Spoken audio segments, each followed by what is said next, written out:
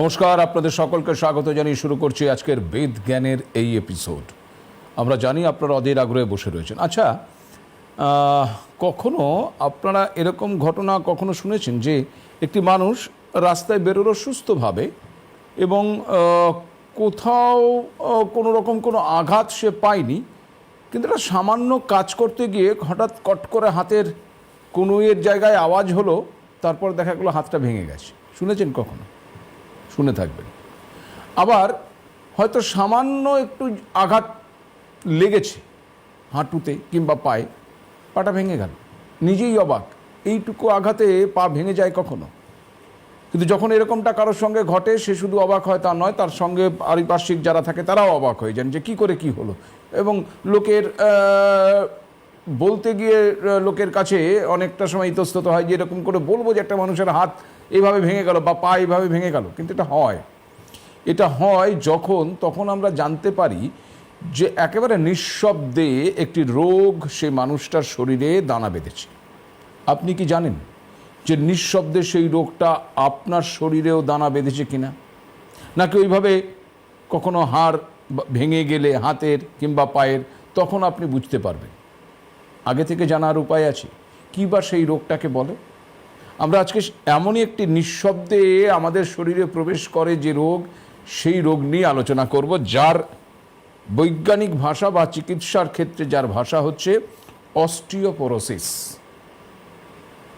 কেন হয় এই রোগটি, রোগটির লক্ষণ কি, ট্রিটমেন্ট কি, জানবো তার কাছ থেকে, যার জন্য আপনারা অধীর আগ্রহে বসে রয়েছেন এবং যিনি আজকের এই প্রেক্ষাপটে দাঁড়িয়ে, আধুনিক প্রেক্ষাপটে দাঁড়িয়েও ভারতের সবথেকে প্রাচীন যে চিকিৎসা পদ্ধতি আয়ুর্বেদ, তাকে আধুনিকতার সঙ্গে শুধু কার্যকরী করে তুলেছেন তা নয়, তিনি প্রমাণ করে দিচ্ছেন যে এমন অনেক রোগ আছে যা আয়ুর্বেদের মাধ্যমেই চিকিৎসা সম্ভব, সুস্থ করে তোলা সম্ভব রোগীকে। তিনি আর কেউ নন, আপনাদের সবার প্রিয় বেদজ্ঞান আয়ুর্বেদের প্রাণপুরুষ ডাক্তার সুলতান খান, আজকেও আমাদের সঙ্গে আমাদের স্টুডিওতে। স্যার, স্বাগত আপনাকে। নমস্কার।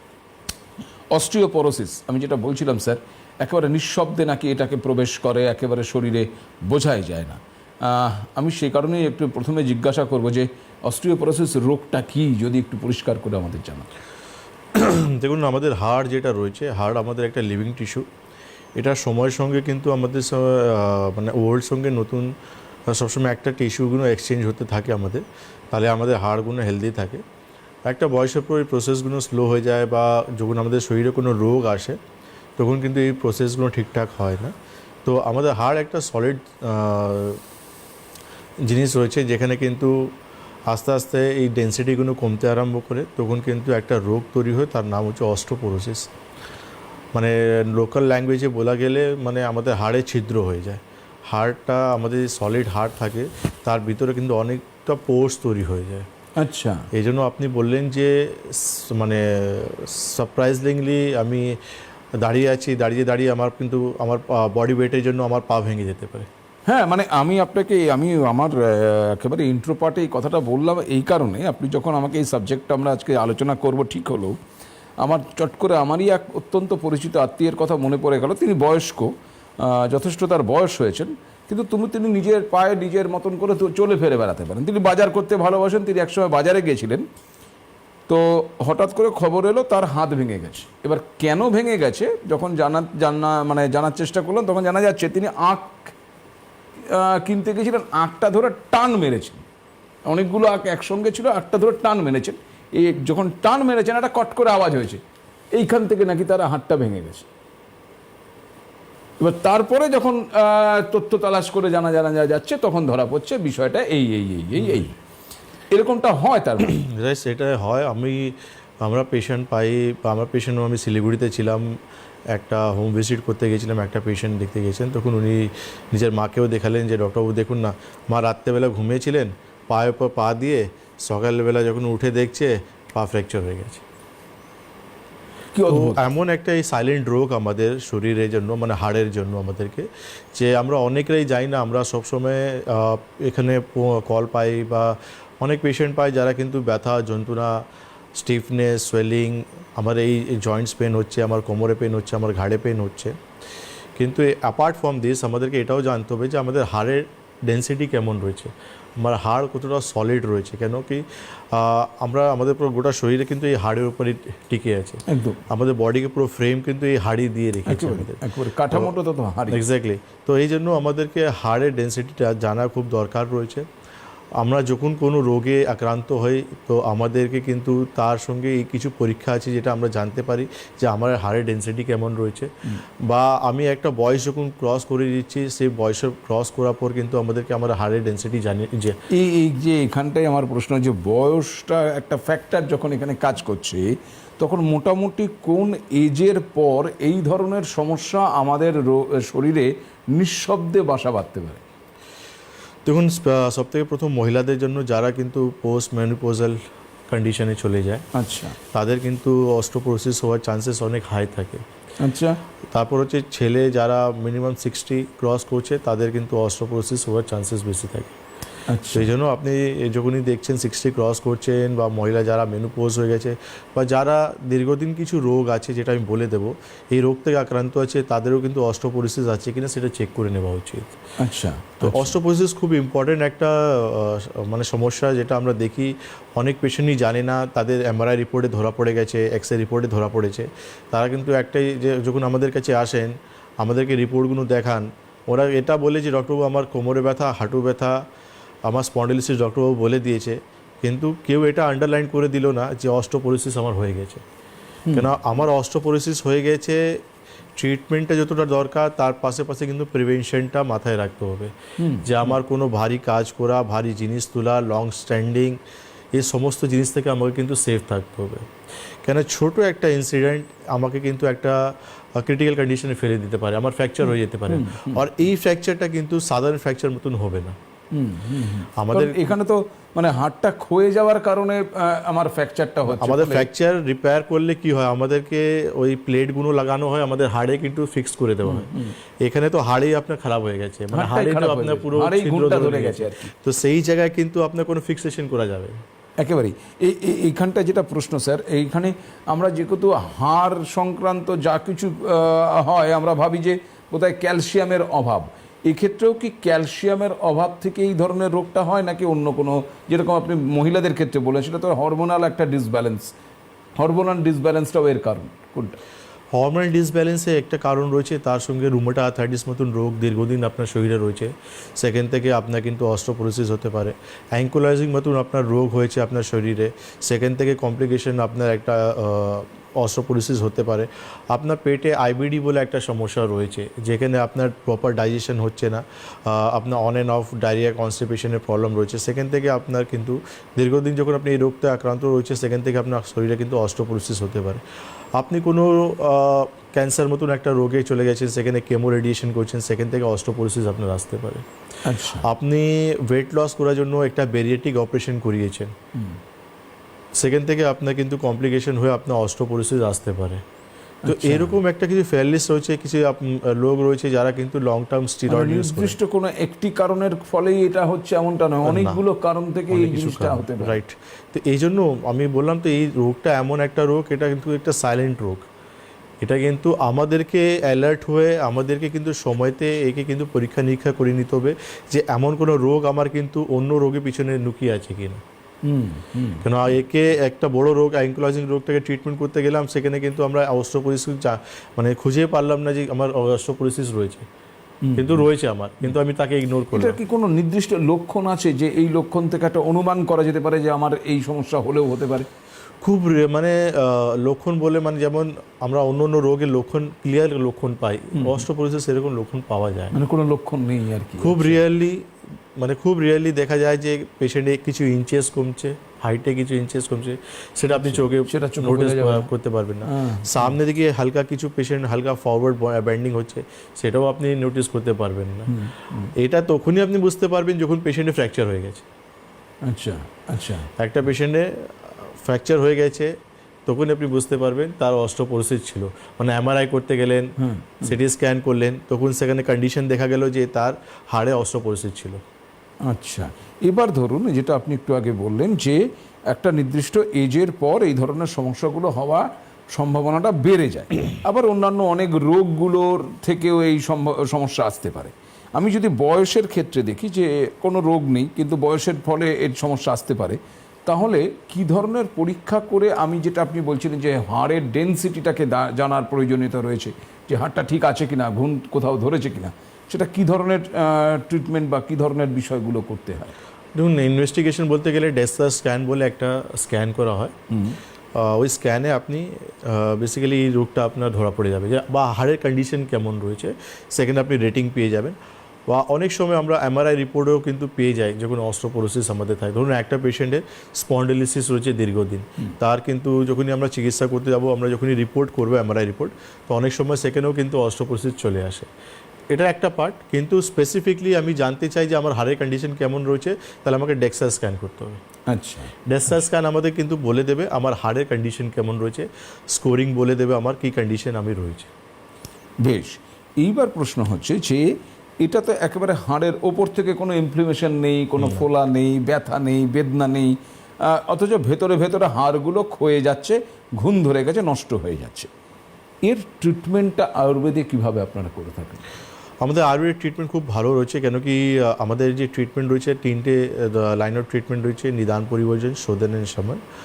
নিদান পরিবর্জন মানে আপনার শরীরে যে কারণের জন্য এই অস্ট্রোপোরোসিসগুলো হচ্ছে সেটা আপনাকে কিন্তু জানতে হবে। তার সঙ্গে আপনাকে কিছু হ্যাবিট রয়েছে যেটা কিন্তু আপনার বাড়িতে রেগুলার বেসিসে কিন্তু আপনাকে করতে হবে। যেমন আমাদের আয়ুর্বেদে কিন্তু বলা হয় অয়েলিয়েশন করা, বডিতে অয়েল লাগানো। তেলের আমরা বলি প্রিফার করতে, তেলে বডিতে অয়েলিয়েশন করতে আমরা বলি। সকালবেলা সূর্য আলো নিতে আমরা বলি। সিজনাল খাওয়া দাওয়া আমরা করতে বলি। তার সঙ্গে যাদের ওয়েট বেশি রয়েছে, ওয়েট কমানো আমাদেরকে ম্যানেজমেন্ট করতে হবে। তার সঙ্গে তাদেরকে যোগা, প্রাণায়াম, এইসব জিনিসগুলো করতে হবে। আচ্ছা, যারা কিন্তু অ্যাডিকশানে রয়েছে, অ্যালকোহল প্রচুর মাত্রায় খাচ্ছে যারা, তাদেরকে সেই অ্যাডিকশানগুলো কিন্তু ছাড়তে হবে, কেন অ্যাডিকশানটাও কিন্তু অনেক সময় আপনার ওই ক্যালসিয়াম অ্যাবজর্পশনে কিন্তু ইন্টারফারেন্স করে, এই জন্য আপনাকে সেটা কিন্তু ছাড়তে হবে। আচ্ছা, বেশ। আমি একটু ইন্টারাপ্ট করছি স্যার, আমি এই আলোচনায় আসবো, কিন্তু একটা টেলিফোন রয়েছে। নমস্কার, কে রয়েছেন টেলিফোনে? হ্যালো, বৈশাখী মুখার্জি বলছি ইনভার্টার থেকে। বলুন।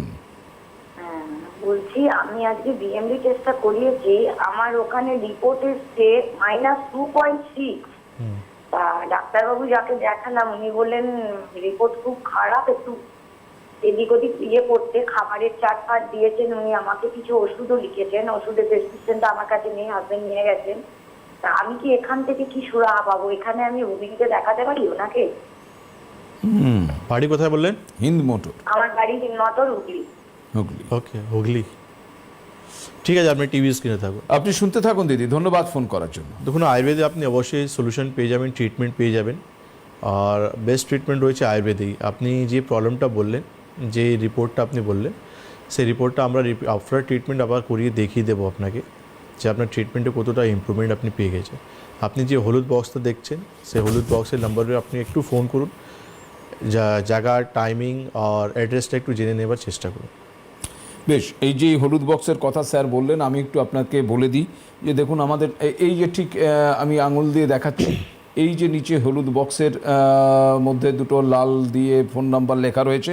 প্রথমটি 9076411643, দ্বিতীয়টি 9831068089।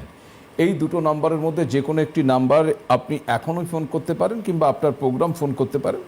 ফোন করে আপনাকে যেটা করতে হবে সেটা হচ্ছে আপনি কোথায় থাকেন সেটা বলতে হবে, এবং সেই জায়গার খুব কাছে বেদজ্ঞান আয়ুর্বেদের কোথায় চেম্বার আছে সেটা জেনে নিয়ে সেই চেম্বারে কবে ডাক্তারবাবু উপস্থিত থাকছেন সেই দিনটিতে আপনার নামটা লিখিয়ে দিতে হবে, যে ভাই অমুক দিন ওই ডাক্তারবাবু যে আসছেন আমি যাব। এই কাজটুকু আপনাকে প্রাথমিকভাবে আপনাকে বা আপনাদের যারা আপনারা ফোন করতে চাইছেন তা প্রত্যেকের ক্ষেত্রেই বলছি এটা করে নিতে হবে। তার কারণ ওই যে বারবার করে বলি যে একদিনের জন্য, একটা নির্দিষ্ট দিনের জন্য, নির্দিষ্ট সময়ের জন্য তিনি যাচ্ছেন, ফলে নির্দিষ্ট সংখ্যক পেশেন্টকে কিন্তু দেখার সুযোগ থাকছে। ফলে ওই যারা আগে আসবেন, আগে নাম লেখাবেন তাদের জন্যই, নাহলে আবার পরবর্তী ডেটের জন্য অপেক্ষা করতে হবে। এনিওয়ে, আমরা যেখানটায় ছিলাম, আপনি বলছিলেন যে মানে খাওয়া দাওয়ারও একটা প্রভাব কিন্তু এই রোগের ক্ষেত্রে, অস্টিওপোরোসিসের ক্ষেত্রে আসে। অর্থাৎ কেউ যদি একটু বেশি মাদকাসক্ত হয় বা অ্যালকোহল বা এই জাতীয় বিষয়ে ইনটেক করে, তাহলে তার ক্ষেত্রেও কিন্তু এই ধরনের সমস্যা আসতে পারে। আমি আসবো আবার আলোচনা, কিন্তু আরও একটি টেলিফোন রয়েছে। নমস্কার, কে রয়েছেন টেলিফোনে? নমস্কার। কে বলছেন? ডাক্তার আমার একটু নার্ভের সমস্যা আছে। কে কোথা থেকে বলছেন একটু বলবেন? যোধপুর থেকে বলছি। কে বলছেন? নামটা কি? ননীগোপাল গোস্বামী। আচ্ছা বলুন ননীবাবু বলুন। বলছি আমার একটু নার্ভের সমস্যা। হ্যাঁ ধরেন 1-1.5 বছর যাবত আমার নার্ভের সমস্যা ছিল। তা আমাকে সব ডাক্তার, অ্যালোপ্যাথিক ডাক্তার সবাই বলছে স্পাইনাল কর্ডে অপারেশন করতে, তো ওখানে একটা নার্ভের সমস্যা হয়েছে। তা আমি স্পাইনাল কর্ডে একটা অপারেশন করেছি। হুম এখন এখন কি- স্পাইনাল কর্ডে অপারেশন করার পরে আমার এই হাঁটুতে আর কোমরে আমি হাঁটতেই পারছি না, দাঁড়াতেই পারছি না, ব্যালেন্সই রাখতে পারছি না। হুম এখন ডাক্তার বলছে যে আপনার কোমরে স্পন্ডিলাইটিস হয়েছে। হুম এই মুহূর্তে আমি কি করতে পারি? অপারেশন কতদিন আগে করেছেন আপনি? আমি ব্যাঙ্গালোর থেকে অপারেশন করেছি, 6 মাস হয়ে গেছে। তার আগে হাঁটতে পারছিলেন? হ্যাঁ, একটু একটু হাঁটতে পারছিলাম না দেখি ওরা বলছিল অপারেশন করতে, যে অপারেশন না করলে আপনি হুইল চেয়ার।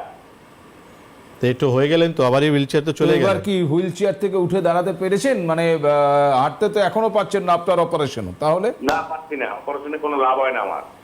যা। ঠিক আছে, আপনি একটু টিভি স্ক্রিনে থাকুন, আমি বলে দিচ্ছি আপনাকে। ননীগোপাল বাবু শুনতে থাকুন স্যার কি বলছেন।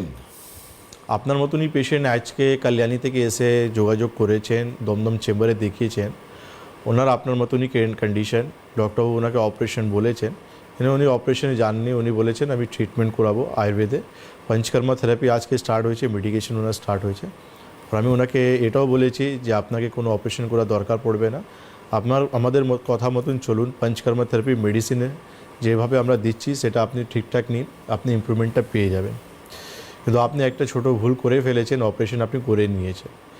তো আপনাকে একটা কথা বলবো, আপনি সোদপুর থেকে বলছেন, বৃহস্পতিবার আমি দমদম চেম্বারে থাকবো। আপনি সমস্ত রিপোর্ট নিয়ে ইমিডিয়েটলি যোগাযোগ করার চেষ্টা করবেন, লেট করবেন না। আর অলরেডি আপনি লেট করে ফেলেছেন। আমি যে ট্রিটমেন্টটা দেবো সেটা আপনি ঠিকঠাক নেবেন, আপনি ইমপ্রুভমেন্টটা পেয়ে যাবেন, এটা নিয়ে চিন্তা করতে হবে না। বেশ, সেক্ষেত্রেও আমি ননীবাবু আমি আপনাকে আরেকবার মনে করিয়ে দিই, যদি আপনি মনে করেন যে বেদজ্ঞান আয়ুর্বেদের দমদম চেম্বারে আসবেন, তার আগে কিন্তু আমাদের এই যে হলুদ বক্সে রয়েছে দুটো নাম্বার, আমি নাম্বারগুলো বলে দিয়েছি, আবারও বলে দেবো। ওই নাম্বারে ফোন করে আপনি অ্যাপয়েন্টমেন্ট করে নিতে ভুলবেন না। এনিওয়ে, যেখানটা ছিলাম আমরা একটু সেখানটায় ফিরছি, অর্থাৎ অস্টিওপোরোসিস নিয়ে আমাদের আলোচনা চলছিল। এবং এই যে অপারেশনের বিষয়টা এলো, এবার ধরুন এই অস্টিওপোরোসিসের ক্ষেত্রে হাড় ভেঙে গেল।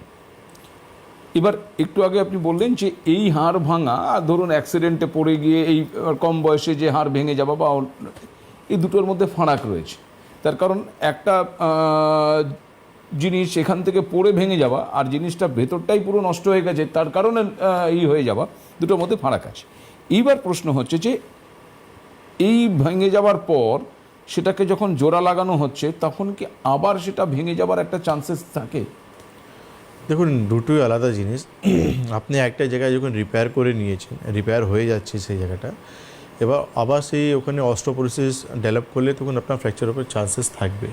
আচ্ছা, কিন্তু আপনি যখন দেখছেন ওটা রিপেয়ার হয়ে গেছে ঠিকঠাক, তাহলে কোনো প্রবলেম হবে না। সবথেকে ইম্পর্টেন্ট জিনিস হচ্ছে যে আপনার শরীরে এমন কোনো রোগ রয়েছে যার জন্য কিন্তু আবার কিন্তু অস্টিওপোরোসিস হতে পারে, বা আপনি এমন কোনো ওষুধ খাচ্ছেন, মেডিকেশনে রয়েছেন যার জন্য কিন্তু আবার আপনার অস্টিওপোরোসিস হতে পারে, বা আপনার বডি ওয়েট এত রয়েছে যেখানে কিন্তু আপনার হাড় সেই বডি ওয়েট নিতে পারছে।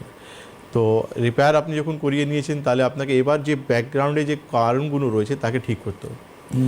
আপনি রিল্যাক্স হতে পারেন না যে আপনি রিপেয়ার হয়ে গেছে এবার চিন্তা নেই, কিন্তু আপনি ব্যাক যে হিস্ট্রিগুলো রয়েছে, যে রোগগুলো রয়েছে, তাকে আপনার ট্রিটমেন্ট করে সলভ করতে হবে। তাহলে ইন ফিউচার আপনি সেফ, নাহলে আবার এটাকে আবার আবার এই ধরনের সমস্যা আসতে পারে। এবার প্রশ্ন হচ্ছে যে ধরুন এই যে মহিলাদের ক্ষেত্রে আপনি যেটা বলেন, আমি একটু জানার চেষ্টা করবো। যখন মহিলাদের এটা তো ন্যাচারাল একটা প্যাথি যে তাদের একটা সময়ের পর ওই হরমোনাল চেঞ্জেসগুলো আসে, কিন্তু এই হরমোনাল চেঞ্জেসের ফলে এইটা হয় কেন? মানে এটার সাথে এটার কি রিলেটেড, মানে হাড়ের কি সম্পর্ক? এবং তাহলে কি মহিলাদের একটা এজের পর বাইরে থেকে কোনো ক্যালসিয়াম প্রোডাক্ট খাওয়া উচিত, বা আলাদা করে কোনো মেডিসিন বা মেডিটেশন করা উচিত? দেখুন, সবথেকে ইম্পর্টেন্ট জিনিস রয়েছে, আলাদা করে আপনাকে ক্যালসিয়াম সাপ্লিমেন্ট নেওয়া উচিত নয়। আমরা রেগুলারলি খাওয়া দাওয়াতে আমাদের ডেলি প্রোডাক্টসে আমরা ইজিলি আমরা ক্যালসিয়াম ভিটামিন ডি আমরা পেয়ে যেতে পারি। আমাদের সবথেকে রিসোর্স রয়েছে সানলাইট। সানলাইট তো সবথেকে বেস্ট রয়েছে, যেখানে আমরা নিয়ে আমরা নিজের ভিটামিন ডিটাকে ঠিকঠাক করতে পারি। ক্যালসিয়াম আমরা প্রচুর রিসোর্স রয়েছে, যেখানে আমরা ডেইলি খাবার আমরা কিন্তু ক্যালসিয়াম পেয়ে যেতে পারি আমরা। আচ্ছা, আর সেকেন্ড জিনিস হচ্ছে মহিলাদের যখনই যে মানে হরমোন সাপ্রেস হয়, তখন কিন্তু এই হাড়ের ডিটোরেশনটা খুব তাড়াতাড়ি চলে আসে, আচ্ছা, খুব তাড়াতাড়ি চলে আসে। এই জন্য মহিলাদের জন্য স্পেসিফিকলি রেগুলার ওয়াইজ যেটা কিন্তু সানলাইট নেওয়া, বডিতে অয়েলিয়েশন করা, প্রপার ক্যালসিয়াম রিচ খাওয়া দাওয়া করা, এটা খুব খুব দরকার রয়েছে, খুব দরকার আছে। কেন কি আমরা ম্যাক্সিমাম টু ম্যাক্সিমাম পেশেন্টকে দেখি যাদের কিন্তু ক্যালসিয়াম বা ভিটামিন ডি চেক করি আমরা লোই পাই। উঠে যাচ্ছে সব থেকে আর্লি, সকাল 4টের সময় উঠে যাচ্ছেন, কিন্তু সকালে যে 7টা 7:30 যে সানলাইট বা সূর্য আলো নেবে তাদের কাছে সেই সময় নেই। তারা বাড়ির ভেতরেই থাকছে, বাড়ির ভিতরেই থেকে কাজকর্ম করে যাচ্ছে, আর বাড়ি বেরোতে বেরোতে সেই 10টা 10:30 বেরিয়ে যাচ্ছে। তো আলটিমেটলি সেই সূর্য আলো কিন্তু কোনো লাভ দিচ্ছে না। ঠিক ঠিক নিয়ম করে সূর্যের আলোটা শরীরে লাগানো প্রয়োজন রয়েছে, এবং সেটা সকালের দিকে। নমস্কার, কে রয়েছেন টেলিফোনে? হ্যাঁ, কে বলছেন, কোথা থেকে বলছেন? হ্যালো, কে রয়েছেন টেলিফোনে? হ্যাঁ বলুন। হ্যাঁ হ্যাঁ হ্যাঁ আরে বাবা বলুন। কে? আমি আমি নবগ্রাম থেকে বলছি। আচ্ছা বলুন। ও সময় নষ্ট করছেন, বলুন। আমি আমি কুতুবউদ্দিন শেখ। হ্যাঁ কুতুবউদ্দিন শেখ, বলুন। হ্যাঁ, আমার এই হাঁটু আর মাজা। হ্যাঁ, হ্যাঁ আরে আপনার টেলিভিশনটা মিউট করুন, টেলিফোনে শুনুন, টেলিফোনে বলুন, মায়া। সময় খুব কম। আগে ব্যথা হতো, কিন্তু এখন